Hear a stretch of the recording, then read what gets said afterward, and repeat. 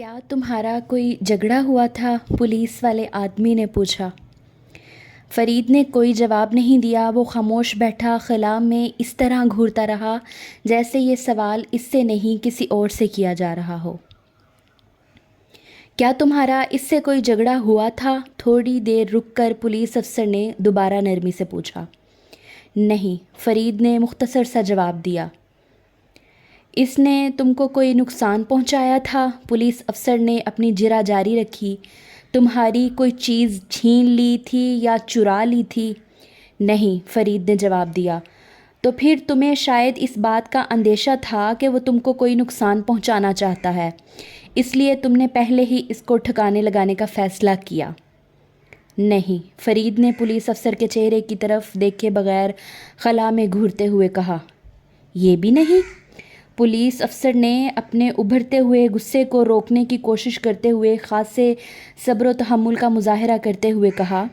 چلو یہ بھی نہ صحیح، اگر تم سے دشمنی نہ تھی تو تمہارے کسی دوست یا رشتہ دار وغیرہ کے ساتھ اس کی کوئی دشمنی ہوگی۔ نہیں، فرید نے جواب دیا۔ اچانک پولیس افسر کا صبر کا پیمانہ لبریز ہو گیا اور وہ ایک دم جیسے پھٹ پڑا۔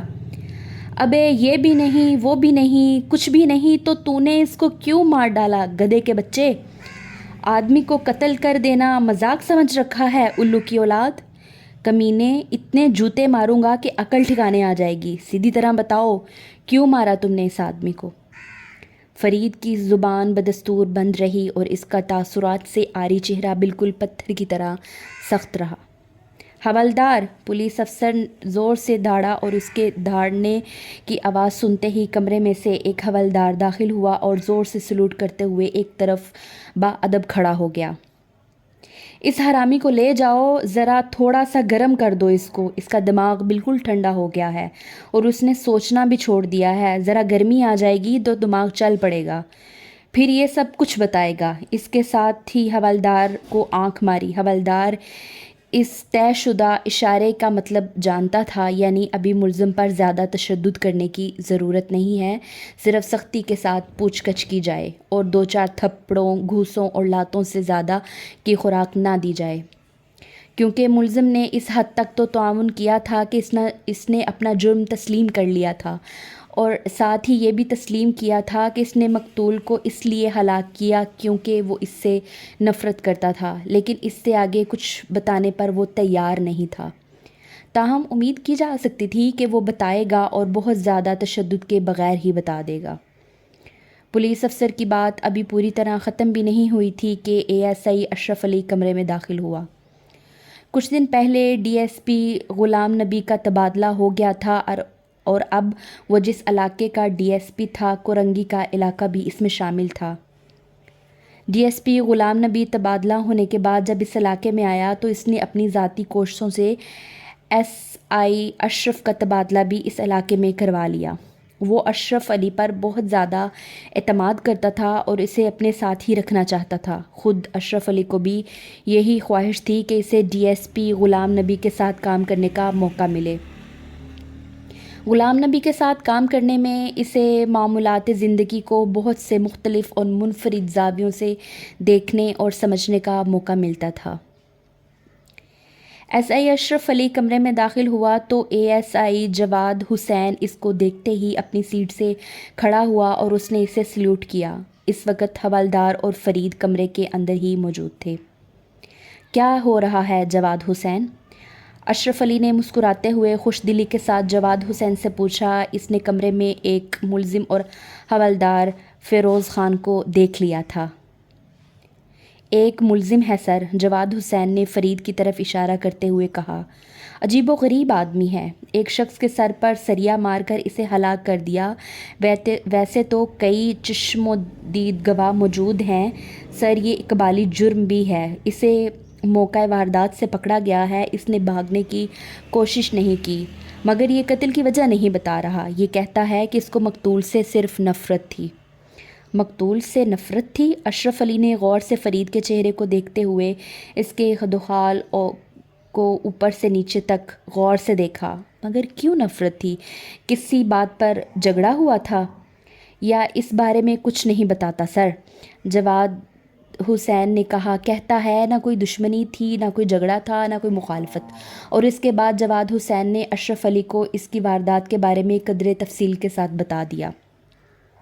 حوالدار اس وقت تک ملزم کو لے کر کمرے سے باہر نہیں گیا اور وہیں رکا رہا۔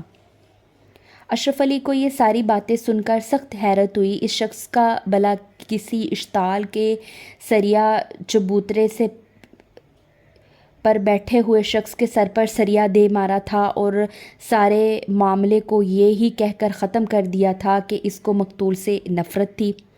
اشرف علی نے ملزم سے خود سوال و جواب شروع کر دیے، لیکن ملزم نے اس کو وہی جواب دیے جو وہ پہلے دے چکا تھا۔ ٹھیک ہے، لے جا کر بند کرو، اشرف علی نے حوالدار سے کہا۔ اس سے تفصیلی تفتیش بعد میں کریں گے۔ حوالدار فرید کو لے کر وہاں سے چلا گیا۔ اس کیس کے سلسلے میں جلد بازی سے کام مت لو، اشرف علی نے اپنے ماتحت کو سمجھایا۔ یہ شخص اس وقت شدید ذہنی انتشار کا شکار ہے۔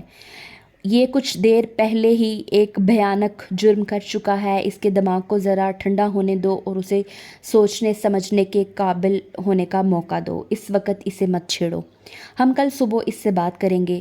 ٹھیک ہے سر، جواد حسین نے کہا۔ اشرف علی نے جواد حسین سے اس کیس کی ساری تفصیلات پوچھ لیں اور عینی گواہوں وغیرہ کے بارے میں بھی جان لیا۔ ان کو تھانے بلا کر ان کا تفصیلی بیانات لیتے ہیں، جواد حسین نے کہا۔ لے لینا، اشرف علی نے کہا۔ جیسا کہ تم بتا رہے ہو وہ سب اسی گلی کے رہنے والے ہیں، ان میں سے کوئی بھی کہیں بھاگ کر نہیں جائے گا۔ یہ آدمی میری سمجھ میں نہیں آ رہا سر، جواد حسین نے کہا۔ مجھے تو لگتا ہے کہ کوئی بہت ہی پہنچا ہوا ہے، کوئی ایک نمبر کا بدماش، شاید کرائے کا قاتل۔ ممکن ہے اسی نے کسی سے پیسے لے کر اس کا قتل کر دیا ہو۔ اس امکان کو مسترد نہیں کیا جا سکتا، اشرف علی نے سنجیدہ ہوتے ہوئے کہا۔ بہرحال جو بھی حقیقت ہو وہ سامنے آ جائے گی۔ کل صبح کو ہم اس سے بات کریں گے، تب تک تم اس کا خیال رکھو۔ اگلی صبح کو تھانے کے ایک کمرے میں فرید سے پوچھ گچھ کا سلسلہ شروع ہوا۔ اس سے پوچھ گچھ کرنے والوں میں ایس آئی اشرف علی اور اے ایس آئی جواد حسین دونوں شامل تھے۔ اشرف علی اس عجیب و غریب کیس کی پیش رفت میں اپنے آپ کو پوری طرح واقف رکھنا چاہتا تھا۔ اشرف علی کی حیرت اس وقت دو چند ہو گئی جب فرید نے اپنے بارے میں کچھ بھی بتانے سے صاف انکار کر دیا۔ اپنا اور اپنے باپ کا نام بتانے کے علاوہ اس نے اور کچھ بھی نہیں بتایا۔ وہ کہاں کا رہنے والا ہے، اس کا گاؤں یا شہر کا نام کیا ہے، اس کا خاندان کہاں اقامت پذیر ہے، اس کے خاندان میں کون کون لوگ ہیں۔ اس نے ان سارے سوالوں کے جوابوں پر صرف خاموشی اختیار کی۔ پولیس والوں کو اس کے بارے میں بس وہی کچھ معلوم ہو سکا جو دوسرے لوگوں کو معلوم تھا۔ دوسرے لوگوں کو اس کے بارے میں یہ معلوم تھا کہ وہ مشینوں کے ذریعے کپڑے پر کڑھائی کا کام کرتا ہے اور لانڈی کے ایک چھوٹے سے کارخانے سے وابستہ ہے۔ اپنے جرم کا واضح اعتراف کرنے کے ساتھ ساتھ اس کی واحد دلیل یہ تھی کہ وہ مقتول سے نفرت کرتا تھا۔ ہزار پوچھنے کے باوجود اس نے اس نفرت کی کوئی وجہ بیان نہیں کی تھی۔ تشدد کی دھمکیاں بھی اس کے رویے میں کوئی نرمی نہیں پیدا کر سکی۔ اس کا چہرہ یوں ہی پتھر کی طرح سخت رہا جیسے اس میں کوئی جان ہی نہیں۔ اشرف علی نے اس کو واپس حوالات میں بھجوا دیا۔ دیکھو جواد حسین، اشرف علی نے کہا، جہاں تک اس کو سزا دلوانے کا تعلق ہے تو اس کیس کی صورتحال کے پیش نظر وہ کوئی مسئلہ ہی نہیں۔ 3 خالص عینی گواہ موجود ہیں اور ان کے علاوہ بہت سے دیگر گواہ بھی موجود ہیں۔ یہ خود بھی اقبالی جرم کر چکا ہے، لہٰذا ہمیں اس بارے میں پریشان ہونے کی ضرورت ہی نہیں کہ ہم یہ کیس ہار جائیں گے۔ اس کو سزا دلانے کے لیے ہمارے پاس بہت مواد موجود ہے، لیکن یہ بھی ضروری ہے کہ ہم اس جرم کے سبب کو دریافت کریں، اور وہ اس کے لیے، جیسا کہ تم نے خدشہ ظاہر کیا ہے، یہ کہیں کرائے کا قاتل تو نہیں، اس نے کسی اور کے اشارے پر یا کسی رقم کی وجہ سے اس شخص کو نہ مارا ہو۔ یہ خیال میرے دماغ میں ہے سر، جواد حسین نے کہا، لیکن پورا علاقہ اس وقت خوف زدہ ہے اور ان کا اندازہ ہے کہ اس کی روشنی میں کچھ نہ کچھ کیا جائے۔ مجرم جب اقبال جرم کر لے تو پھر اس کے ساتھ مار پیٹ کرنے کی ضرورت ہی نہیں رہتی، اشرف علی نے کہا۔ پھر اسے دوسرے طریقوں سے آرام کرنے کی کوشش کرنا چاہیے۔ یہ کچھ زیادہ ہی الجھا ہوا کیس ہے اور ہمیں اس کے بارے میں ڈپٹی صاحب کو بتا دینا چاہیے۔ ہم آئندہ اس سلسلے میں جو بھی کارروائی کریں گے وہ ڈپٹی صاحب کے مشورے سے ہی کریں گے۔ ٹھیک ہے سر، جواد حسین نے کہا۔ آپ انہیں بتا دیجیے گا کہ ہم ان کی ہدایات کے مطابق ہی کام کریں گے۔ ڈی ایس پی غلام نبی کو جب اس عجیب و غریب کیس کے بارے میں بتایا گیا تو اس نے فوری طور پر اس میں گہری دلچسپی کا اظہار کیا۔ اس نے اشرف علی اور جواد حسین دونوں کی تفصیلی بات سنی اور تمام متعلقہ کاغذات کا بھی معائنہ کیا۔ میں اس شخص سے ملنا چاہتا ہوں، غلام نبی نے کہا۔ اس کو بلواؤ، میں خود بھی اس سے بات کرنا چاہتا ہوں۔ ملزم فرید کو ایک بار پھر پولیس افسران کے سامنے لایا گیا۔ ڈی ایس پی غلام نبی نے نئے سرے سے اس سے سوال جواب کا سلسلہ شروع کیا، لیکن کوئی نتیجہ حاصل نہیں ہوا۔ فرید نے نہ تو اپنے بارے میں، اپنے خاندان کے بارے میں یا اپنے سابقہ گھر کے بارے میں کچھ بتایا اور نہ ہی یہ بتایا کہ اس نے حیدر علی کو کیوں قتل کیا۔ اس کے پاس اس سوال کا صرف ایک ہی جواب تھا: میں اس سے نفرت کرتا تھا۔ تم جانتے ہو پولیس والوں کو زبان کھلوانے کے دوسرے طریقے بھی آتے ہیں۔ غلام نبی نے کافی سمجھانے کے بعد ناکامی کی صورت میں اس کے ساتھ قدرے جارحانہ رویہ اختیار کیا۔ کیا تم یہ جانتے ہو کہ تمہارے ساتھ مار پیٹ کی جائے؟ اس کی کیا ضرورت ہے؟ فرید نے اس کی طرف دیکھے بغیر خلا میں گھرتے ہوئے کہا۔ ہاں، میں نے قتل کیا ہے۔ آپ لوگ مجھے پھانسی دے دیں، میں اس کے لیے تیار ہوں۔ پھانسی تو تم کو ہوگی اور ضرور ہوگی، ڈی ایس پی غلام نبی نے کہا، لیکن اگر تم یہ سچ سچ بتا دو کہ تم نے اس قتل کو کیا ہے اور کیوں کیا ہے، قانون اصل وجہ جاننے کے بعد تمہارے ساتھ کچھ رعایت برتے گی۔ ہاں، اشرف علی نے کہا، تمہارے ساتھ رعایت ہو سکتی ہے۔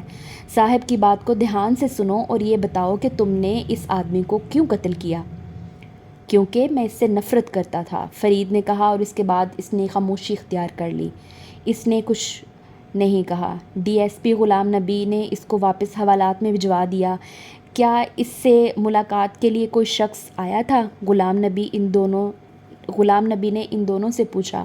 کسی نے اس کی خیر خبر لی؟ جی نہیں سر، جواد حسین نے جواب دیا۔ اس سے ملنے یا اس کے بارے میں پوچھ گچھ کرنے کے لیے کوئی بھی نہیں آیا۔ اس کا مطلب ہے کہ یہ یہاں اس کا کوئی بھی نہیں ہے، غلام نبی نے کہا۔ محلے والے بھی یہی کہتے ہیں، انہوں نے کبھی کسی کو بھی اس کے گھر آتے جاتے نہیں دیکھا، جواد حسین نے کہا۔ اچھا، تو اب ایک بات سن لو، غلام نبی نے کہا، اس کا کوئی امکان نظر نہیں آتا کہ یہ کوئی کرائے کا قاتل ہو اور اس سے کسی سے پیسے لے کر حیدر علی کو قتل کیا ہو۔ کوئی آدمی کرائے کے قتل اس لیے کرتا ہے کہ اس کے بدلے میں اسے بھاری رقم ملے، اور وہ قتل اس لیے نہیں کرتا کہ اس کے بدلے میں اسے پھانسی کا پھندہ ملے۔ پھر بھی تم لوگ اپنے طور پر اس کی اچھی طرح تفتیش کرو۔ سب سے پہلے تو اس بات کا پتہ لگاؤ کہ مقتول حیدر علی کس قسم کا آدمی تھا، اس کے کیسے لوگوں سے مراسم تھے، کیا وہ کسی گینگ کا آدمی تو نہیں تھا، اسے بدماشوں کے باہمی دشمنی کا نتیجہ نہ ہو۔ بالکل خاموشی کے ساتھ مقتول کے بارے میں ساری تفتیش کر لو۔ اس کے گھر والوں کو یا اس کے دوستوں وغیرہ کو اس کے بارے میں کوئی پتہ نہ چلے۔ اسی اثناء میں کسی بھی چیز کو نظر انداز مت کرنا، اور میں اشرف علی تم کو اس کیس کا تفتیشی افسر مقرر کرتا ہوں۔ سارا کام تمہاری نگرانی میں ہوگا۔ ٹھیک ہے سر، اشرف علی نے کہا۔ میں جواد حسین کو اپنے ساتھ رکھوں گا، ہم دونوں مل کر اس کیس پر کام کریں گے۔ جواد حسین کو اس کے بارے میں پوری معلومات حاصل ہیں، بس پھر کام شروع کرو۔